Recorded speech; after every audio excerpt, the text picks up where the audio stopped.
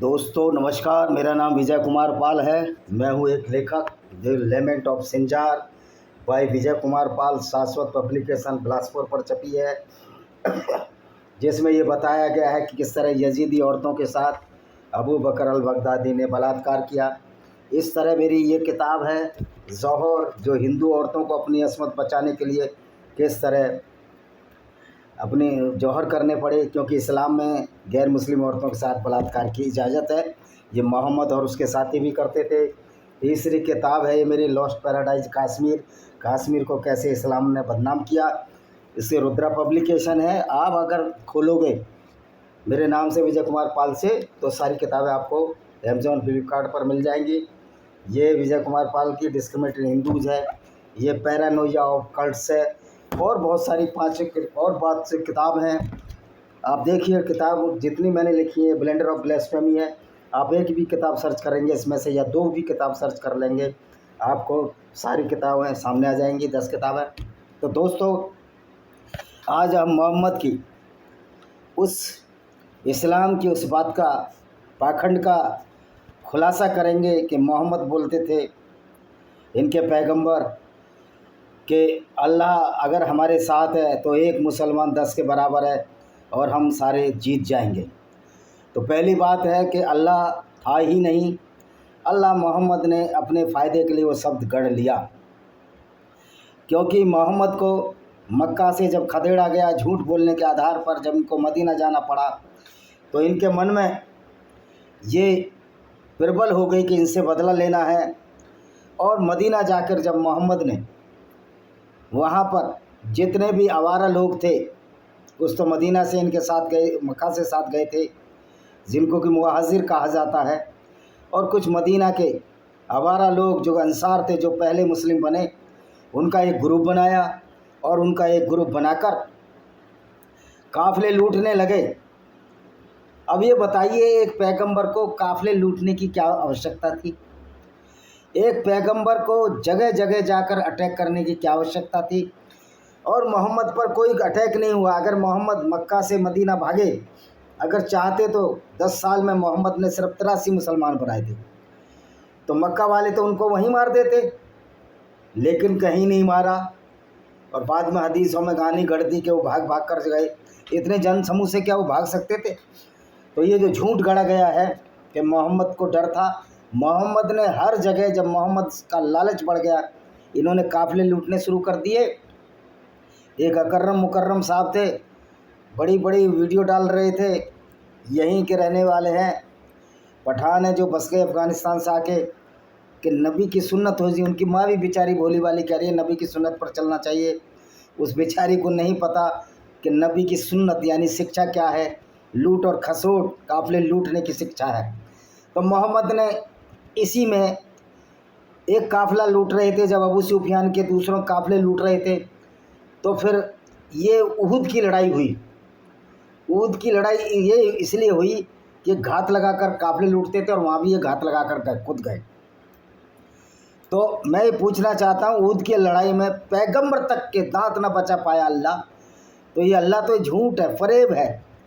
क्योंकि अल्लाह दुनिया को बनाने वाला अगर है तो क्या ऐसी बातें करेगा कि गैर मुस्लिम औरतों के साथ बलात्कार करो, गैर मुस्लिम औरतों को लूट लो, उनको माले मलकाए अमीन बना लो, उनको रखेल बनाकर बाजार बेच दो, जैसे मोहम्मद साहब बेचते थे।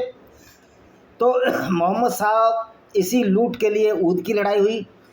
तो ये 23 मार्च 625 को उहुद पहाड़ के उत्तर की घाटी के पास रेगिस्तान में मदीना के मुसलमानों और मक्का के कुरैशों के बीच लड़ाई लड़ी गई।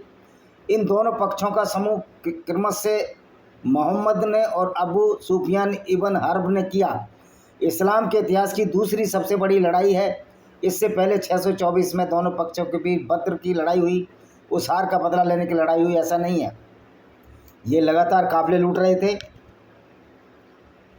और काफ़िले लूट रहे थे तो वो इस लुटेरे पैगंबर और उसके साथियों से छुटकारा चाहते थे, इसलिए लड़ाई हुई।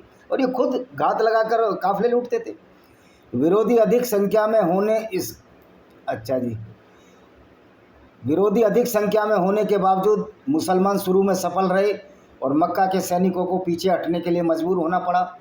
मुस्लिम सेना की ओर से एक गलत कदम, जब जीत इतनी करीब थी, एक गलती ने लड़ाई का रुख मोड़ दिया। इसे वो कहते हैं चोरी और सीना चोरी। ये हमारे मुसलमान भाई भी करते हैं। ये स्वीकार करने को तैयार नहीं कि मोहम्मद एक लुटेरा था, क्योंकि अगर मोहम्मद को लुटेरा स्वीकार करेंगे तो फिर इस्लाम कैसे मानेंगे। यानी कि बेगैरती की हद है। पैगंबर मोहम्मद ने परिणाम की परवाह किए बिना मुस्लिम तीरंदाजों को अपने पदों से हटने का निर्देश नहीं दिया कि रास्ता मत छोड़ना। पैगंबर मोहम्मद के सेना के कमांडरों में खालिद बिन वलीद, जो कि बाद में मुसलमान हो गए थे, मक्का के सेना कमांडरों में मुसलमानों पर हमला करने का मौका मिला, जिसके फलस्वरूप मुसलमानों में अराजकता फैल गई। इस दौरान कई मुसलमान मारे गए। पैगंबर मोहम्मद खुद घायल हो गए। मुसलमान ऊद पर्वत की ओर पीछे उड़ गए। विरोधी मक्कन सेना लौट गई। इस लड़ाई के बाद 627 में खंदक की लड़ाई में दोनों सेनाएं फिर से मिली। अब पृष्ठभूमि क्या थी? मोहम्मद ने इस्लाम का प्रचार शुरू करने के साथ उन्हें कुरैश के अपने कबीले के विरोध का सामना करना पड़ा, क्योंकि ये कुरैश कबीले के कारवां को लूटता था मोहम्मद, और अपने सगे चचेरे भाई या फर्स्ट कजिन या सेकंड कजिन अबू सुफियान जो यहूदी था, उनके काफिले लूटने की इस मोहम्मद ने 4 बार कोशिश की। लेकिन अबू सुफियान एक अच्छे आदमी थे। अपनी वो हिकमत से बार बार अपने काफिलों को लूट से बचाते रहे, रास्ता बदल बदल कर।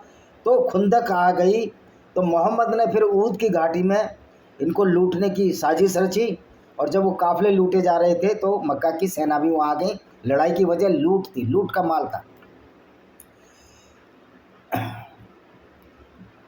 अच्छा जी, मक्का सेना का मार्च 1 वर्ष के भीतर युद्ध की तैयारी कर ली गई। 11 मार्च 625 को 3000 आदमियों की एक मक्का सेना आई कि बहुत काफिले लूट रहा है। अबू सुफियान की कमान में मदीना की ओर कूच किया। इस बल के पास 3000 ऊँट, 200 घोड़े थे। अबू सुफियान की पत्नी हिंद बिन उतबहा और मक्का से 15 महिलाएं भी युद्ध के मैदान में पहुंची। कुरैश नेताओं का मानना था कि ये महिलाओं के साथ बलात्कार भी करते थे मोहम्मद के साथी, इसलिए लोगों में गुस्सा जायज़ था। लेकिन मज़े की बात है, अच्छे लोग हार गए और ये मुस्लिम फौजें जीतती रहीं। लेकिन ये अभी भी सोच रहे हैं अभी हम जीत लेंगे। अब ये नहीं चलने वाला भाई। तुम्हारा जैद टोपी जो है हामिद अब गजवा हिंद की तरफ से लुट गया। अब कुरैश नेताओं का मानना था कि महिलाओं के साथ होने से उन्हें अपनी सम्मान की रक्षा के लिए मौत से लड़ने के लिए प्रोत्साहित किया जाएगा, और जोर से लड़ेंगे क्योंकि महिलाओं की भी सुरक्षा करनी है। सीधे मदीना पर हमला करने के बजाय उनके शहर के पास एक घाटी को पार किया और उहद के पास एन में थोड़ा दाहिनी ओर डोला डाला, और मोहम्मद वहाँ पहले ही पहुँच चुका था। लेकिन नेताओं ने सोचकर इस प्रस्ताव पर सहमति नहीं जताई कि इसके परिणाम गंभीर हो सकते हैं। हिंद बिन उतबा ने मोहम्मद की माँ की कब्र को नष्ट करने का प्रस्ताव रखा। उन्होंने कहा नहीं, ये नहीं करना है हमको। अभियान की खबर मोहम्मद तक पहुंची। उसके बाद मदीना के अलग अलग हिस्सों में अचानक हुए हमलों को रोकने के लिए कई लोगों को तैनात किया गया। उन्होंने युद्ध के उपायों पर चर्चा करने के आयोजित एक बैठक में देखे गए एक सपने का वर्णन किया। उन्होंने कहा, अल्लाह की कसम, मैंने एक अच्छी चीज़ देखी है। मैं देख रहा हूँ कितनी गायों का वध किया जा रहा है। अब गायों का वध अच्छी चीज़ है। जो सूरा अल बकरा है, बकरा का मतलब बकरा ईद नहीं है, बकरा का मतलब अरबी में गाय होता है। यह भी ध्यान दें, मेरी तलवार के सिरे में कुछ भंगुरता है, और देखो मैं अपने हाथों को सुरक्षा कवच में रखता हूँ।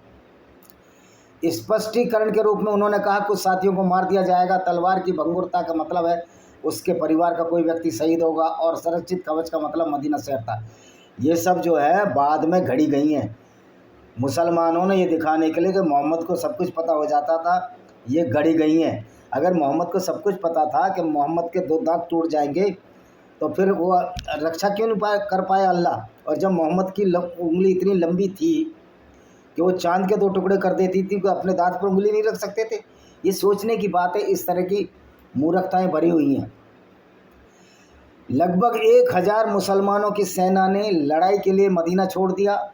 60 नामक स्थान पर पहुंचने के बाद अब्दुल्ला इब्न उबई, जिन्होंने पहले शहर से बाहर जाने से इनकार किया था, अपने 300 अनुयायी के साथ भाग गए। परिणामस्वरूप मुसलमानों ने 700 सैनिकों के साथ ऊद की ओर कूच किया। मार्ग में दुश्मन का सामना करने से बचने के लिए अलग मार्ग चुन लिया गया, और गाइड अबू खैसामा ने बनी हरीसा जनजाति के अनाज के खेतों के माध्यम से एक अलग मार्ग की और ऊद की ओर मुस्लिम सेना का नेतृत्व किया, जिससे दुश्मन को पश्चिम में छोड़ दिया गया। मुसलमानों ने तब घाटी के अंत में ऊद पर्वत पर डेरा डाला। इस स्थिति में मक्का की सेना मुसलमानों के सामने थी। और उहद पर्वत उनके पीछे था और मक्का की सेना मदीना और मुस्लिम सेना के बीच में थी। युद्ध के मैदान की लड़ाई। युद्ध के मैदान में पहुंचने के बाद सेना का गठन होता है। अब्दुल्ला इबन जुबैर इबन नुमाउन के नेतृत्व में 50 कुशल तीरंदाजों के एक समूह को कानाट घासी के दक्षिण में मुस्लिम शिविर के 150 मीटर दक्षिण पूर्व में जबल में रुम्मत नामक छोटी सी पहाड़ी पर स्थान देने का आदेश दिया गया। उन्होंने पीछे के दर्रों से होने वाले हमलों से मुस्लिम सेना की रक्षा की और उनकी स्थिति ने बाएं किनारे पर जोखिम भी कम कर दिया। दूसरी ओर दाहिना भाग उहद पर्वत द्वारा सुरक्षित था। नतीजन मुसलमानों के दुश्मन द्वारा कब्जा किए जाने का खतरा नहीं था। भाई अल्लाह था ना तुम्हारे साथ। और मज़े की बात है, जहाँ युद्ध जीत जाते थे मोहम्मद कहता था तुम्हारे साथ फरिश्ते लड़ रहे थे, लेकिन यहाँ फरिश्ते क्यों नहीं आए? तो ये झूठ का जमावड़ा है इस्लाम। मोहम्मद ने तीरंदाजों को आदेश दिया जब तक वे आदेश न दें तब तक किसी भी परिस्थिति में अपने स्थान से न हिलें। उन्होंने एक निर्देश के रूप में कहा, आप हमारे पिछले हिस्से की रक्षा करेंगे। अगर आप हमें मरते हुए देखेंगे तो आप भी हमारी मदद के लिए आगे नहीं आएंगे। यदि तुम देखते रहे कि हम लूट इकट्ठा कर रहे हैं तो तुम हमारे साथ न मिलोगे। अब इससे शामिल है कि मोहम्मद जो है हो गया शामिल। उहद की लड़ाई क्यों हुई थी? लूट इकट्ठा, इनको लूटने की रहती थी। अब यहाँ उनको पता ही नहीं था मोहम्मद को, ना अल्लाह ने बताया न जिब्रील फरिश्ते ने बताया कि तुम्हारे दांत टूटने वाले हैं, लूटना तो छोड़ो, अपनी जान भी मुश्किल हो जाएगी। बाकी सैनिकों को अलग अलग डिवीज़नों में बांटा गया। सेना के दक्षिण की कमान मुजीर इब्न अम्र को दी गई और 22 साके कमान जुबैर अबुल इवाम को दी गई। मिकदाद इब्न असवद को जुबैर के सहायक के रूप में नियुक्त किया गया था। बाएं हिस्से को खालिद बिन वलीद की घुड़सवार सेना का विरोध करने का काम सौंपा गया, जो मक्का की दाहिने हिस्से का नेतृत्व कर रही थी। कुशल जवान क्या, कुशल लुटेरे थे ये, इनको लूट के लिए सारी लड़ाई लड़ता थे। मक्का की सेना के मुख्य भाग का नेतृत्व अबू सुफियान ने किया। उसने सेना के बीच में अपना केंद्र बनाया। बाएं और दाएं पक्षों का नेतृत्व इक्रिमा इब्न अबी जहल और खालिद बिन वलीद ने किया। पैदल सेना और धनुधारियों का नेतृत्व किरमत से सफवान इब्न उमरया अब्दुल्ला बिन इब्न रबिया ने किया। प्रथा के अनुसार बनु अबद अद्दार के कबीले के समूह ने मैकान सेना के बैनर को आगे बढ़ाया। अब युद्ध की शुरुआत कैसे हुई? लड़ाई शुरू होने से पहले अबू सुफियान ने अंसार को संदेश भेजा। अंसारी कौन? जो मुसलमान बन गए थे मदीना में सबसे पहले मोहम्मद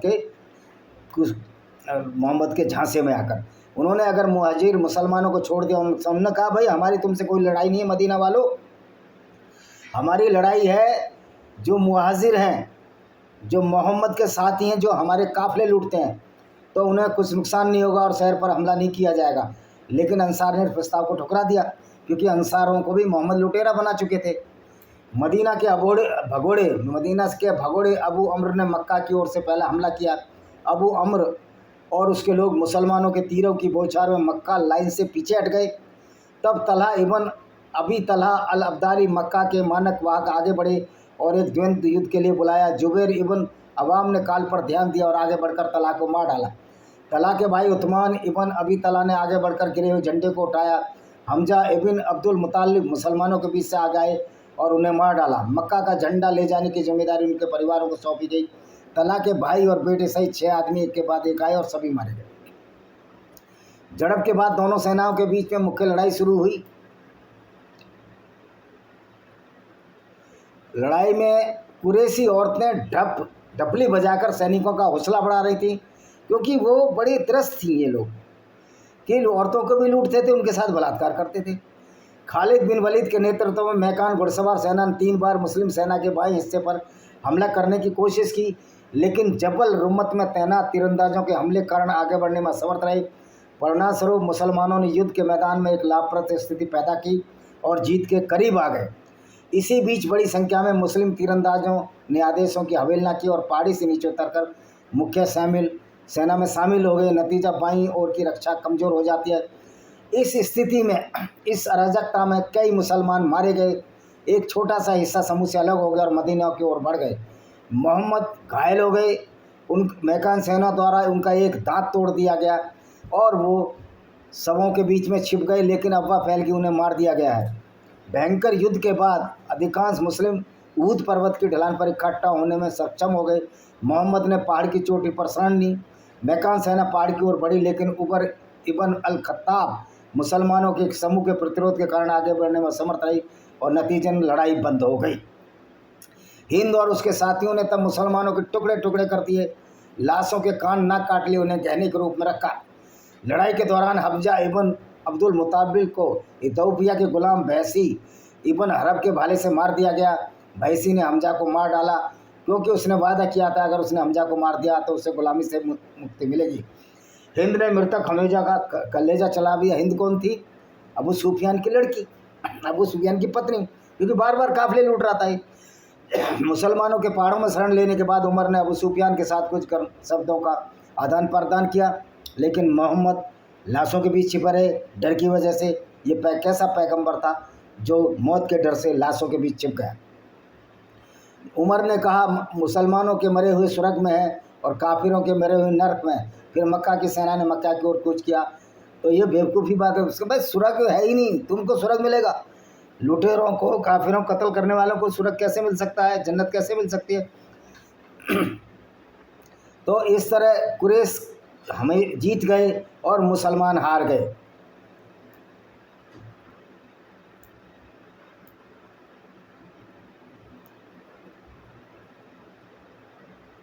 अच्छा, ऊद की जो लड़ाई से संबंधित कुरान में ऊद के नाम से इस युद्ध का वर्णन नहीं है, बल्कि सूरा आल इमरान की आयतें इस युद्ध के विषय में उतरी थी। हे नबी, उस समय को याद करो जब तुम अपने सवेरे घर से निकलकर ईमान लाने वालों को युद्ध के लिए मोर्चा पर नियुक्त कर रहे थे। अल्लाह और सुनता जानता है। सूरा इमरान की 124 आयत है। ऊद लड़ाई से संबंधित कुछ हदीसें वो होती हैं जिसमें इस्लाम की जो मोहम्मद के कार्य थे, लूटपाट के कार्य, उनका वर्णन किया जाता है। सफ़ीउर रहमान मुबारक पारली का उल्लेख है, इस घटना का उल्लेख सुन्नी हदीस संग्रह सही अल बुखारी में किया है। ये सही सत्ता है, यानी 6 किताबें हैं जो कि ऑथेंटिकेट है। तो सही अल बुखारी की 452-276 में उल्लेख है।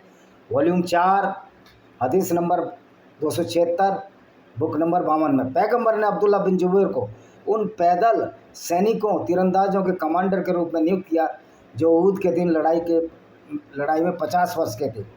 उसने उन्हें निर्देश दिया अपने स्थान पर डटे रहो और जब तक मैं तुम्हें बुलवा न लूँ तब तक यदि तुम हमें चिड़ियों को पकड़ते देखो तब भी उसे मत छोड़ना, और यदि तुम देख लो कि हमने काफिरों को पराजित करके उनको भगा दिया है तब भी तुम ऐसा न करना। जब तक मैं तुम्हें बुला न दूँ तब तक अपना स्थान न छोड़ना। तब काफिरों की हार हुई। अल्लाह की कसम मैंने देखा कि औरतें अपने कपड़े उठाकर भाग रही थी और अपनी टांगों की चूड़ियाँ और अपनी टांगें खोल रही थी। अब ये बताओ, इनका काम है पैगंबर का जो औरतों को लूटता था।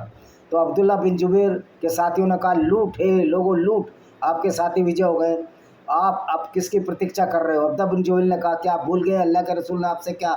उन्होंने जवाब दिया, अल्लाह के द्वारा। तो आपने देखा जितनी भी ये लूट हुई, मोहम्मद ने जितनी भी लूट करी वो काफिले लूटने के लिए की, और उहद की लड़ाई में पैगंबर के दांत तोड़ दिए गए, लेकिन अल्लाह बचा नहीं पाया। और देखिए मेरी और एक किताब है black dates of terrorism by Vijay Kumar Pal. तो अब ये बताइए, मोहम्मद ने जितनी भी लड़ाइयाँ लड़ी वो किसके लिए लड़ी? औरतों के लिए, लूट के माल के लिए। और यहाँ तक कि जिन लोगों को मोहम्मद ने संरक्षण दिया, मुसलमानों ने संरक्षण दिया, उनको कह दिया आपको तो जजिया देना पड़ेगा।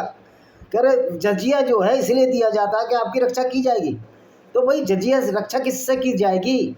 जजिया की रक्षा तो लुटेरे मुसलमानों द्वारा की जाएगी ना, जो मुसलमान युद्ध में औरतों को लूटते थे और उनकी औरतों को लूटकर उनको बाजारों बेच देते थे। तो भाई ये तो है ही। तो आपने देखा ऊद की लड़ाई में अल्लाह जो बचा नहीं पाया, मोहम्मद के दांत को नहीं बचा पाया, तो बताओ ये अल्लाह किसको बचाएगा? और क्या ये गजवा हिंद की कल्पना, ये सब हदीसें 200-250 साल बाद लिखी गई हैं।